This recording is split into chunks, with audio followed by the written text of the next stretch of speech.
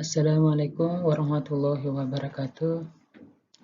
Baik teman-teman sekalian, pada kesempatan hari ini kita akan membahas terkait dua pokok bahasan. Yang pertama adalah asuhan keperawatan osteoporosis, dan yang kedua kita akan membahas terkait dengan asuhan keperawatan pada pasien osteomielitis.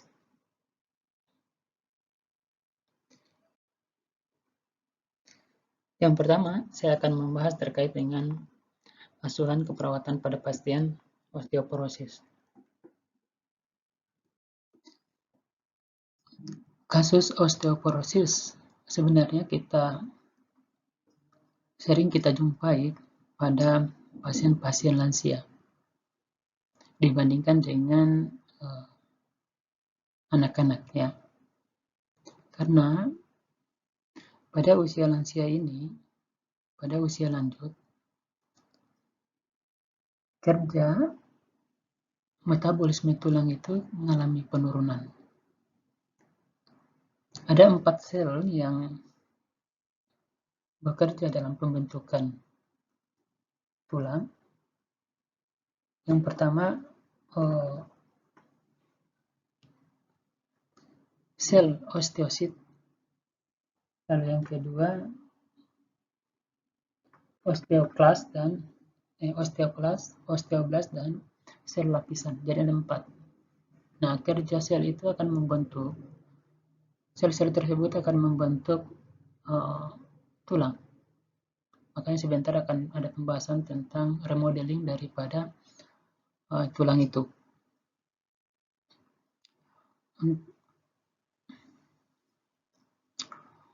Nah, secara definisi, osteoporosis itu adalah gangguan metabolisme tulang sehingga massa tulang berkurang. Kalau kita lihat dari definisi yang lain, osteoporosis adalah kelainan dengan penurunan massa tulang total. Ya. Massa tulang total itu apa? Ya, massa tulang total itu, penurunan massa tulang total itu karena ada perubahan pergantian tulang hemostasis normal. Ya. Jadi hemostasis yang tidak normal, ya. Atau karena kecepatan resorpsi tulang lebih besar dari kecepatan pembentukan tulang. Jadi penyerapan tulang itu lebih besar daripada menghasilkan yang dihasilkan oleh sel-sel tadi yang saya sebutkan tadi itu. Sehingga tulang tadi karena mengalami gangguan metabolisme, maka tulang akan mudah rapuh, porus, dan mudah patah.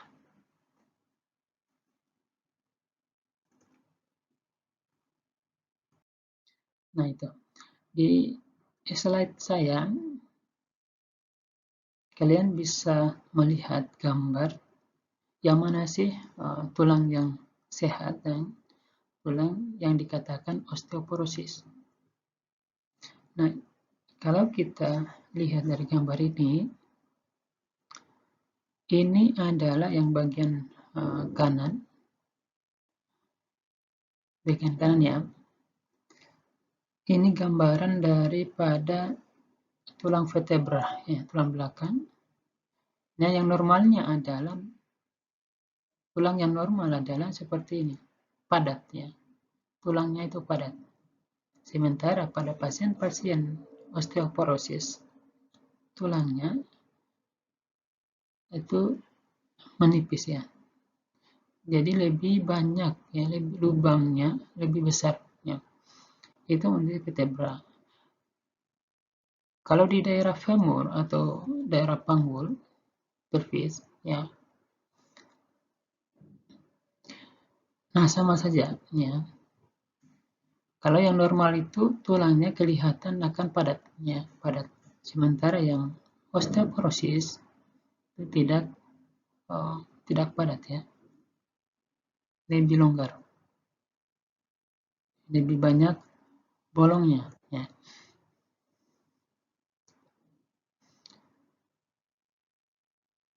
selain lebih besar lubangnya, dan tulang juga akan kelihatan lebih menipis ya, lebih menipis.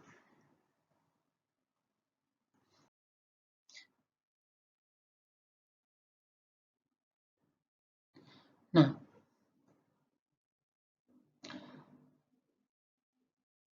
tulang yang sering terkena osteoporosis itu yang pertama adalah di bagian vertebrata. Di bagian vertebrata. Karena kenapa? Di daerah ini tulang vertebrata itu adalah tulang yang sangat panjang dan yang akan menopang sebagian besar dari tubuh kita. Jadi beban kerjanya lebih besar ya, dan membutuhkan kalsium yang banyak. Jadi ketika kalsiumnya tidak adekuat, maka akan mengalami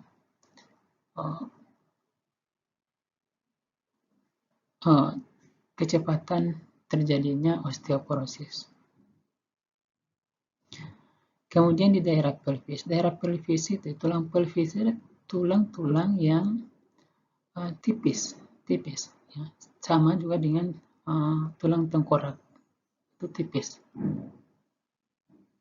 Dan suplai dari kalsium ini sebenarnya harus banyak ya.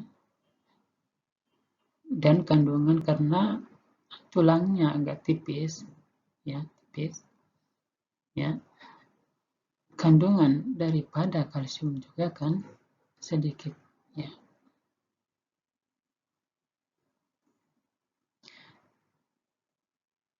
Nah, apa yang akan ditimbulkan daripada penyakit osteoporosis?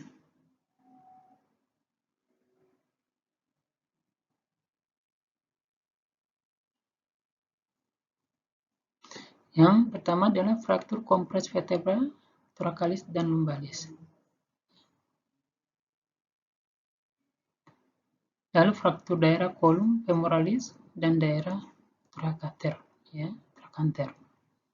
Lalu patah tulang kolaps pada pergelangan tangan.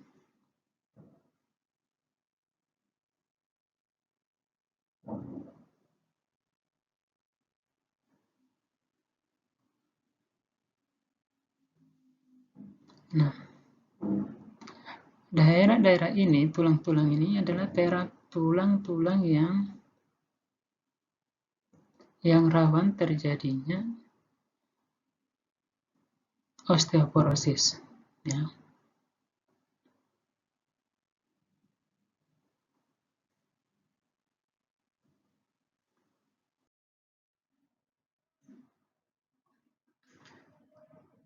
Osteoporosis ini diklasifikasikan menjadi dua. Ada osteoporosis primer dan osteoporosis sekunder. Di osteoporosis primer itu terdapat dua tipe. Tipe yang pertama adalah osteoporosis pada wanita pasca menopause. Ya. Yang kedua adalah tipe osteoporosis senil atau penuaan.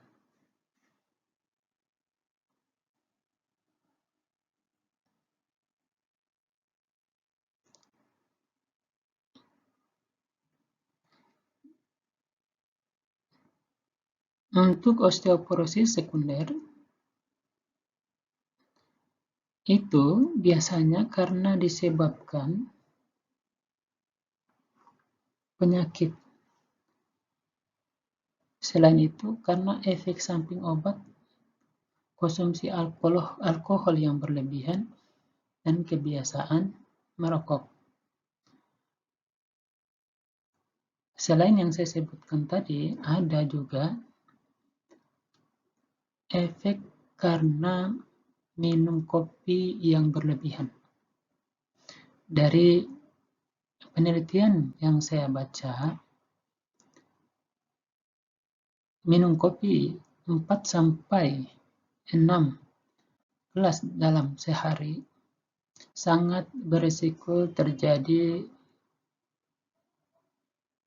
osteoporosis. Ya.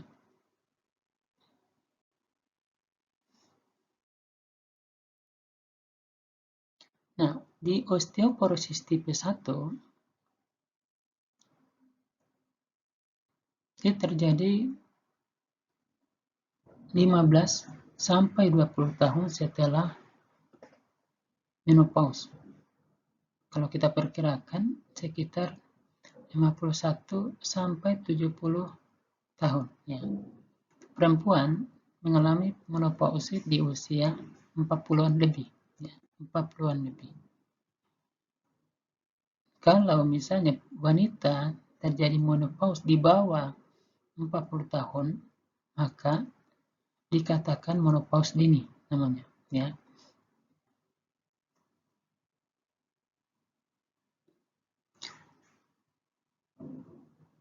Nah, di tipe 1 ini ya, karena menopause, osteoporosis karena menopause, kecepatan frakturnya itu 3 kali lebih cepat dari normalnya. Ya. Sementara untuk osteoporosis tipe 2, nah biasanya terjadi pada usia di atas 70 tahun. Nah ini lebih sering dialami oleh wanita ya, karena kekurangan kalsium dan kurangnya sel-sel perangsang pembentuk vitamin D. Nah, vitamin D itu makanya dianjurkan untuk banyak mengonsumsi vitamin D dan vitamin C untuk membantu kerja sel, sehingga sel-sel yang saya sebutkan tadi, yang 4 sel pembentuk sel itu akan mempercepat penyembuhan. Termasuk misalnya kita dianjurkan juga untuk berjemur untuk memperoleh vitamin D. Vitamin C tidak boleh dikonsumsi berlebihan. Kalau mengonsumsi yang berlebihan justru akan menimbulkan terjadinya osteoporosis. Ya, tidak boleh berlebihan. Jadi sesuatu hal yang berlebihan itu sebenarnya tidak baik. Ya.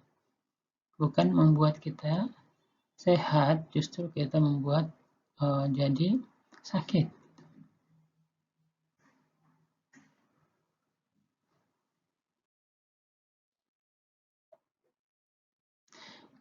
Nah, tadi di gambar yang pertama tadi saya sudah tunjukkan. Nah, ini gambaran tulang vertebra, ya, vertebra dalam mikro CT 3 dimensi.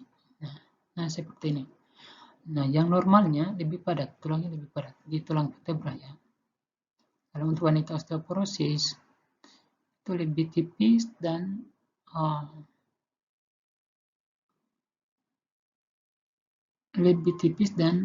tidak padat, kelihatan tidak dapat ya, tidak padat ya. Lalu kita lanjut di remodeling tulang. Tulang yang patah itu akan mengalami remodeling, ya, pembentukan tulang yang baru. Nah, remodeling ini kecepatan remodeling ini tergantung daripada usia seseorang. Usia anak-anak itu lebih cepat terbentuk remodeling, pembentukan tulang yang baru dibandingkan usia lanjut. Ya, bandingkan usia lanjut. Karena apa? Di usia anak-anak masih memiliki kalsium yang banyak dan kerja selnya pun itu lebih baik, masih normal. Ya. Sel-sel yang dihasilkan dari tulang tadi itu lebih banyak dibandingkan dengan usia lanjut. Jadi metabolisme yang udah lambat, sel kerja selnya pun udah lambat, kemudian kalsium juga udah berkurang. Ya, jadi untuk remodelingnya akan mengalami keterlambatan. Ya.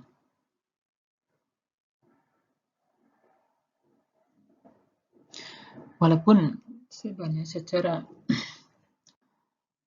tulangnya tulang organ dinamis, ya, selalu tulang itu dinamis, selalu berubah dan mengalami pembaharuan. Nah, saya katakan tadi tergantung dari usia. Nah, pembaharuan itu dimulai dari proses pengeroposan tulang oleh sel osteoklas. Tadi kan sel ada 4 ya, ada 4 sel. Ya. Sel osteoklas itu adalah sel pemecah tulang. Ya. Nah, asalnya dari sel induk sumsum tulang yang menghasilkan makrofag monosit. Ya. Nah, dari sel osteoklas ini akan terjadi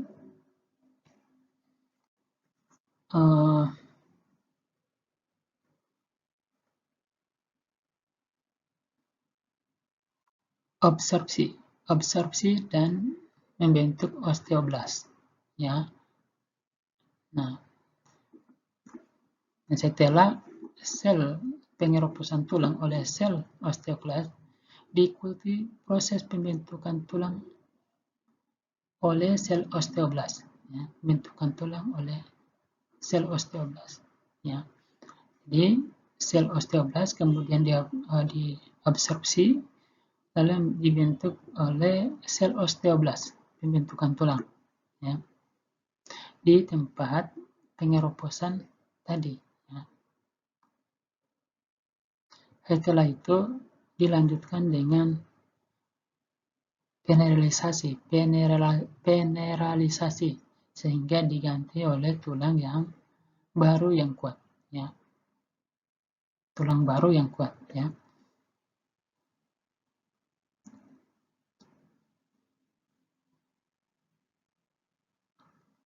Dan itu adalah remodeling. Nah, ini adalah remodeling siklenya. Jadi, osteoblast aktivasi, jadi osteoklas terjadi osteoklas pemecahan, setelah pemecahan diabsorpsi oleh tulang. Hingga terjadilah osteoblast. Ya. Osteoblast. Nah, setelah osteoblast akan terjadi osteoid. Osteoid ini adalah tulang yang terbentuk, tulang baru yang terbentuk yang masih elastis. Ya. Masih elastis. Nah, nanti akan mengeras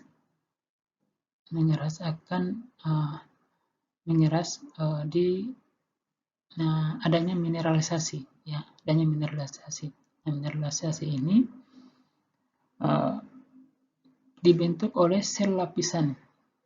Ya, karena ada 4 sel tadi ya, ada osteosit, osteoklas, osteoblast, dan sel lapisan.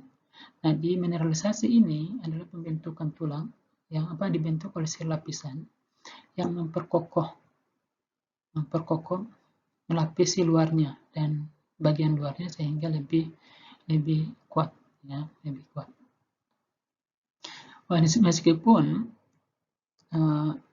mengalami remodeling tidak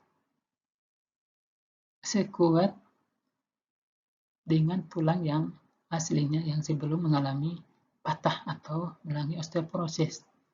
Ya. Jadi dari osteoklas prekursor sampai pada resorpsi itu membutuhkan waktu 3 minggu. Nah, itu kan 3 minggu. Dari aktifnya osteoblast sampai pada mineralisasi dia membutuhkan waktu 3 bulan. Ya, butuhkan 3 bulan untuk benar-benar mengalami atau membentuk tulang yang kuat.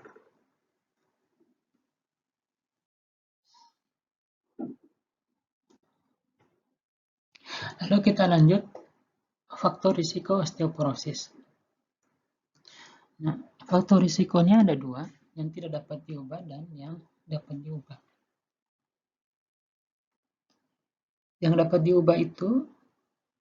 tidak dapat diubah itu karena riwayat keluarga, misalnya keluarganya pernah mengalami ada keturunan osteoporosis. Nah, selanjutnya adalah jenis kelamin, cenderung kepada wanita. Kemudian usia lansia lebih rentan terjadi osteoporosis. Ras Asia atau Kaukasia, Asia Tenggara, Jepang, Indonesia itu rentan terjadinya osteoporosis. Menopause, ukuran badan itu nggak bisa dirubah. Lalu faktor risiko osteoporosis yang dapat diubah, ya kurang aktivitas fisik, asupan kalsium yang rendah, kekurangan protein, kekurangan paparan sinar matahari, kurang asupan vitamin D, asupan kafein tinggi, asupan alkohol, kebiasaan merokok, hormon estrogen rendah, minum beberapa jenis obat.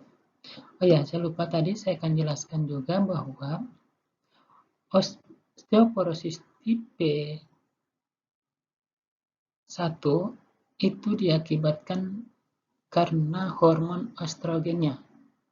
Estrogen itu kan untuk hormon reproduksi, ya, mengatur hormon reproduksi, termasuk menopause tadi, ya, mengatur itu. Jadi diakibatkan karena penurunan daripada hormon estrogennya. Lalu bagaimana cara mendiagnosa osteoporosis?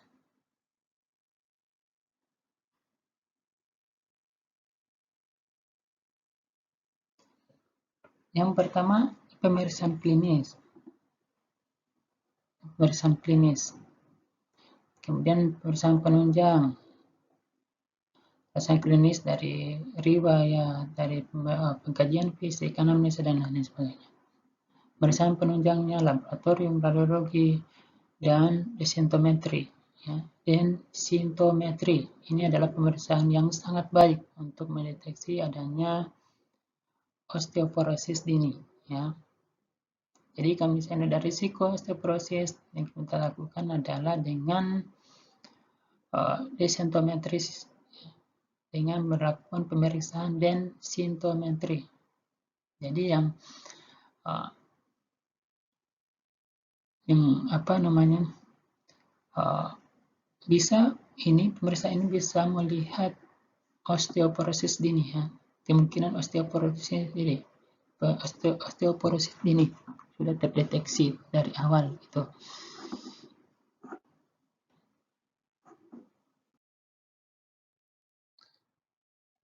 Kita lanjut. Tadi pengukuran densitometri itu ada beberapa. Ada densitometri DXA, dual energy X-ray absorptiometry. Nah, itu pemeriksaan yang paling mahal. Tapi untungnya adalah ini orang yang diperiksa tidak akan mengalami nyeri. Ya. Dan untuk menentukan kepadatan tulang itu lebih tepat, lebih akurat, ya, menggunakan densitometri DXA. Ya. Tapi ini densitometri DXA ini menggunakan test score, ada skornya. Ya, ada skornya menurut berdasarkan dari WHO. Jadi ini sudah paten pemeriksaan densitometri DXA ini untuk mengukur kepadatan daripada tulang, biasanya pada wanita, ya.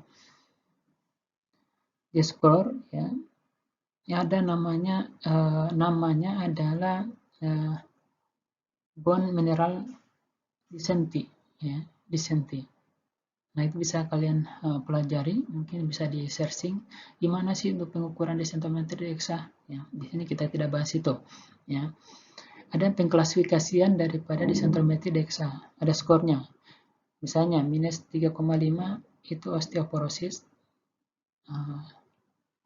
minus 3,5 sampai minus 2,5 itu osteoporosis. Jadi minus 0,5, di atas minus 0,5 sampai minus 1 itu osteopenia. Kalau minus 1 di atas sampai 1 itu normal. Itu sesuai dengan kriteria dari WHO yang ditentukan oleh WHO. Untuk densitometri UAS, ya, ultrasound ini digunakan untuk caranya dengan mendengar gerakan daripada tulang. Kalau misalnya gerakan dari tulang, jadi suara dari tulang itu, ya, itu sangat luar biasa ini untuk mengukurnya. Misalnya suara dari tulang itu padat, berarti normal. Padat dan gerakan suaranya itu lambat, ya,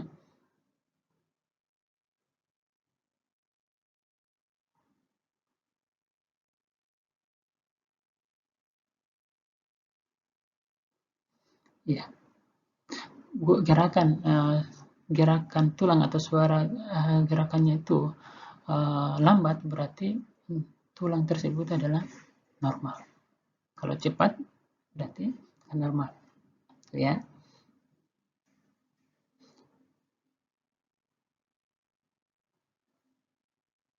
Ya, jadi dia menggunakan suara, ya, menggunakan suara dengan menggunakan alat namanya quantitative ultrasound atau QUS. Bisa dilihat, bisa dibaca-baca, ya. Gimana sih kerjanya, gimana cara penggunaannya daripada densitometri UAS, ya. Lalu ada pemeriksaan CT, continuous tomography, ya. Nah, ini juga untuk mengukur daripada kepadatan dari tulang, ya, kepadatan dari tulang.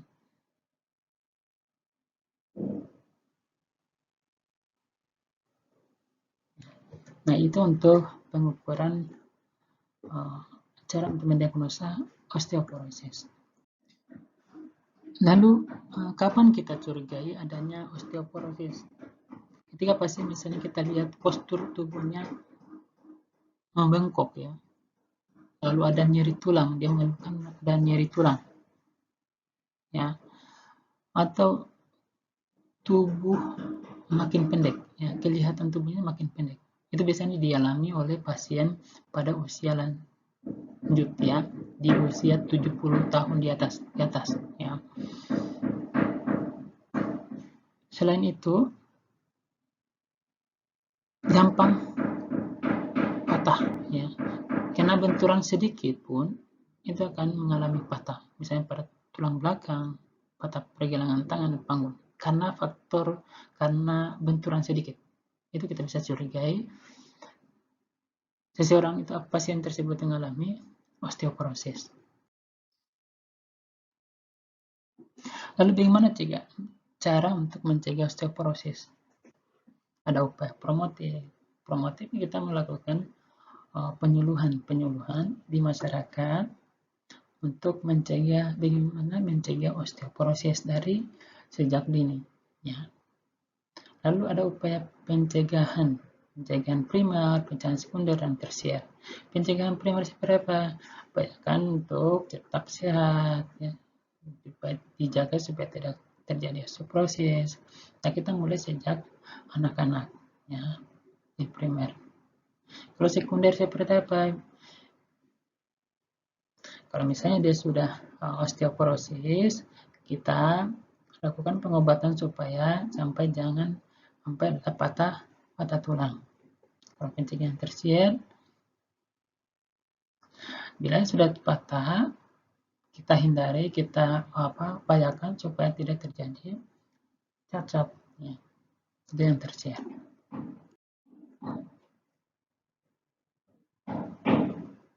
Apa tujuan pencegahan osteoporosis?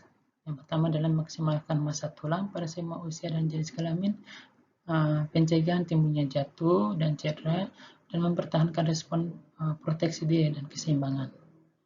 Lalu yang ketiga adalah pengobatan bila diperlukan untuk menurunkan risiko patah tulang. Itu tujuan daripada pencegahan osteoporosis. Nah, ini tips-tips untuk mencegah osteoporosis. Kita hindari faktor-faktor risiko. Faktor risiko itu apa saja? Yang tadi adalah alkoholis, kemudian merokok, apalagi rendahnya kalsium, konsumsi kalsium kita hindari. Jadi, kalau misalnya seperti itu, kita memperbanyak konsumsi yang sifatnya mengandung kalsium. Dengan gaya hidup yang sehat sejak anak-anak. Latihan yang fisik yang baik, benar, teratur, dan terukur. Terukur misalnya seperti apa? Jangan sampai kita terlalu mengangkat beban yang terlalu berat. Kita akan berisiko untuk mencederai tulang kita. Apalagi cara pengangkatan beban yang berat itu pun salah. Sehingga terjadi cedera pada tulang belakang. Itu sangat berisiko terjadinya osteoporosis. Nah, kita aktivitas fisik yang cukup. Nah, kalau boleh kita pagi-pagi di jalan, sinar matahari, untuk mendapatkan sinar matahari. Apa kandungannya? Kita mendapatkan vitamin D. Vitamin D tadi sangat membantu untuk kerja sel-sel pada tulang untuk memproduksi sel tulang yang baru. Nah, yang harus diperhatikan juga adalah diet yang seimbang, pola makan yang seimbang, kalsium, nutrisi tulang yang cukup pada semua umur. Nah, kita juga mengatasi osteoporosis dengan postur tetap tegak. Misalnya jangan sampai tadi gaya berjalannya kita bungkuk, ya, kita hindari. Itu yang kita hindari juga. Nah, apa yang pengkajian yang kita lakukan? Riwayat keperawatannya. Pasiennya mengalami nyeri enggak pada titik yang dia keluhkan, pada kita melakukan palpasi, pasiennya mengalami nyeri enggak? Atau dia menghindar terhadap ketika kita melakukan palpasi?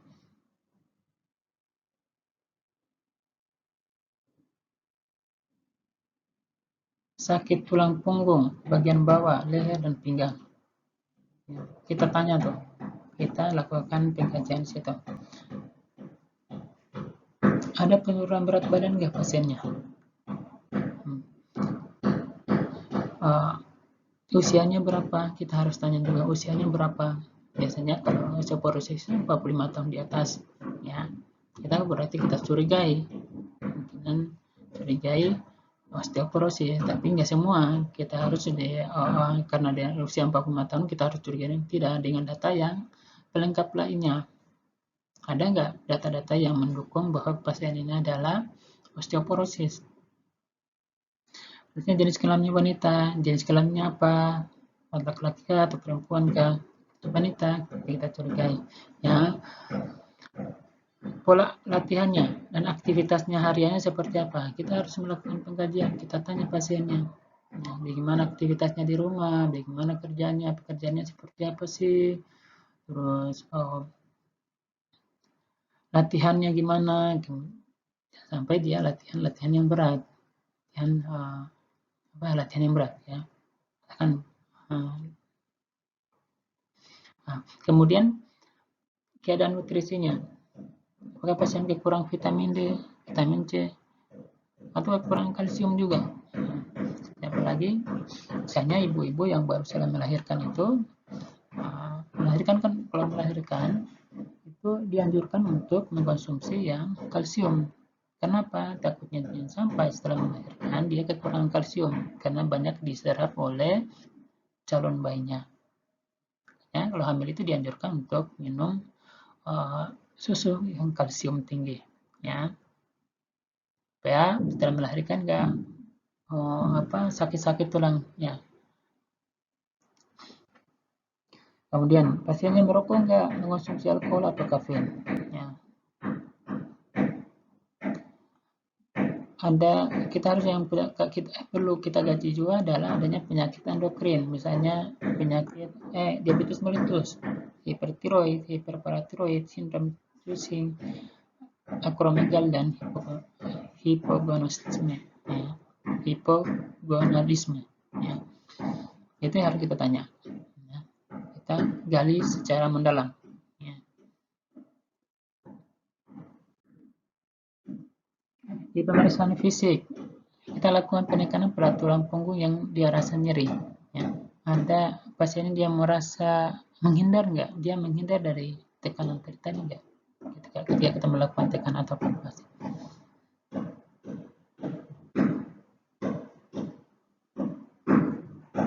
Kita periksa mobilisasi pasien. Mobilisasi pasiennya gimana? Lancar nggak ketika dia melakukan gerakan gitu.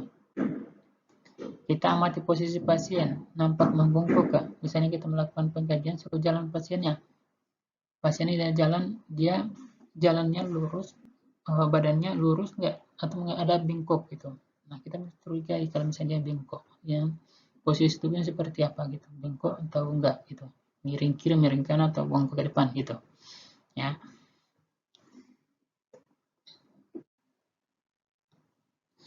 Kemudian yang perlu kita kaji juga adalah riwayat psikososialnya. Ada kecemasan nggak pasien terhadap penyakitnya? Ada rasa ketakutan terhadap aktivitas, perubahan konsep diri. Perubahan konsep diri, misalnya penerimaan terhadap penyakitnya. Itu kita harus kaji. Supaya dari situ, kalau misalnya ada masalah, ada cemas, kita bisa melakukan mengangkat diagnosa. Dari cemasnya dan diagnosa itu kita baru melakukan intervensi implementasi. Ya, biasanya kalau masih usia muda, secara kopinya akan terganggu jika misalnya dia mengalami osteoporosis, ya. Dan postur tubuhnya bongkok, itu harus kita edukasi supaya dia menerima terhadap kondisinya. Nah, ini adalah diagnosa yang sering muncul pada kasus osteoporosis. Yang pertama ya adalah yang kita angkat yang pertama adalah, tapi ini sesuai dengan pengkajian yang kita dapatkan. Yang dikeluhkan pertama apa? Yang biasanya pada pasien osteoporosis yang ditemukan adalah hambatan mobilitas fisik. Yang terjadi gangguan mobilitas fisiknya. Ya. Makanya kita angkat yang pertama hambatan mobilitas fisik. Hasil yang kita inginkan adalah dapat meningkatkan mobilitas fisik dan aktivitas fisiknya kembali normal. Dengan apa? Kita gunakan matrak dengan tempat tidur, papan untuk membantu memperbaiki posisi tulang belakang. Ya, kalau misalnya kita dia tidur berbaring, kita gunakan matrak dengan posisi telentang. Kalau misalnya dia jalan, kita menggunakan pasien menggunakan alat bantu walker atau tongkat. Ya, ajarkan pasiennya. Ya, bantu dan ajarkan latihan room, ya, setiap 4 jam untuk meningkatkan fungsi persendian dan mencegah kontraktur, ya. Nah, kita kolaborasi juga untuk pemberian estrogen, ya, ya, kalsium dan vitamin D. Lalu apalagi kita kolaborasi dengan ahli gizi, program diet untuk kalsium serta untuk pemberian vitamin C dan D-nya. Itu untuk pasien-pasien osteoporosis ya, ada komposisi kalsium yang harus diberikan. Nah, ahli gizi biasanya tahu berapa kebutuhan kalsiumnya harus kita berikan. Vitamin C, vitamin D-nya berapa posisi yang akan dibutuhkan. Dan kita akan berikan ke pasien. Lalu kita melakukan pemantauan kalsiumnya. Ya. Seperti apa? Kita pemeriksaan laboratorium. Melihat kalsiumnya gimana. Ya. Lalu diagnosa yang selanjutnya yang kita angkat adalah gangguan konsep diri. Ya. Gangguan konsep diri. Karena kan pasti pada osteoporosis akan mengalami perubahan dari tubuhnya. Yang tadinya normal jadi berubah. Jadi bongkok, ya, kiri miring kanan gitu ya. Gampang patah. Nah, tujuannya hasilnya yang kita harapkan adalah dapat menggunakan coping yang positif. Intervensi apa yang kita berikan? Bantu pasien untuk mengekspresikan perasaannya. Biarkan pasien untuk ditemani untuk mengungkapkan perasaan yang dirasakan si pasien. Nah, itu akan membantu untuk melepaskan beban pikirannya. Ya. Kalau istilahnya awamnya adalah curhat gitu ya. Jadi misalnya kita klasifikasi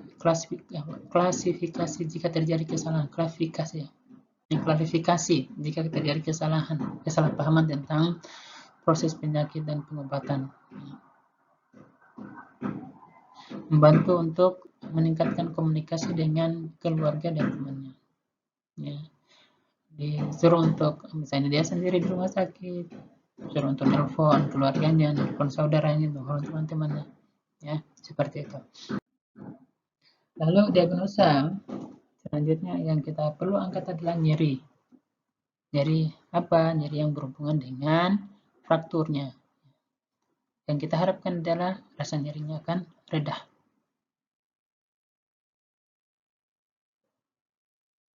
Kita anjurkan untuk istirahat tempat tidur dengan posisi telentang atau miring, kemudian posisi lutut fleksi, mengangkat rasa itu akan posisi lutut fleksi akan meningkatkan rasa nyaman ya, dan otot akan relaksasi ya.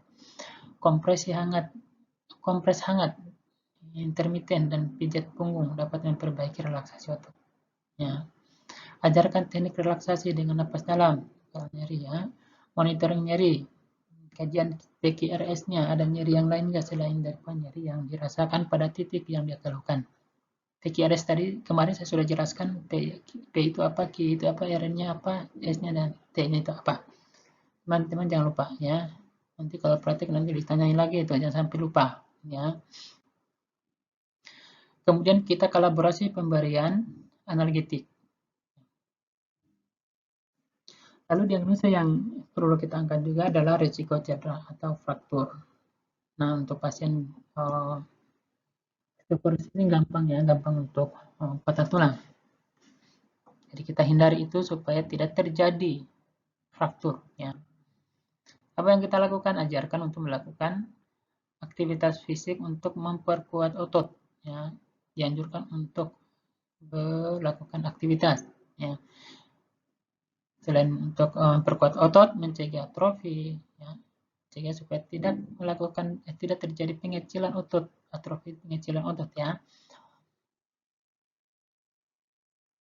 Dan untuk memperlambat demineralisasi tulang progresif. Ya. Lalu tindakan apa lagi? Kita hindari aktivitas membongkok mendadak, ya, tiba-tiba mendadak bongkok, mendadak tiba-tiba bongkok gitu ya. Dia nggak dianjurkan ya, melongok dan mengangkat beban yang lama, ya, beban berat yang lama ya, boleh dilarang. Kemudian anjurkan pasien untuk berjalan dan lain sebagainya. Ya. Nah, itu saja barangkali untuk materi asuhan keperawatan pada pasien osteoporosis ini. Semoga teman-teman pahami apa yang saya sampaikan dan kalian bisa ingat ya. Kurang dan lebihnya mohon dimaafkan. Assalamualaikum warahmatullahi wabarakatuh.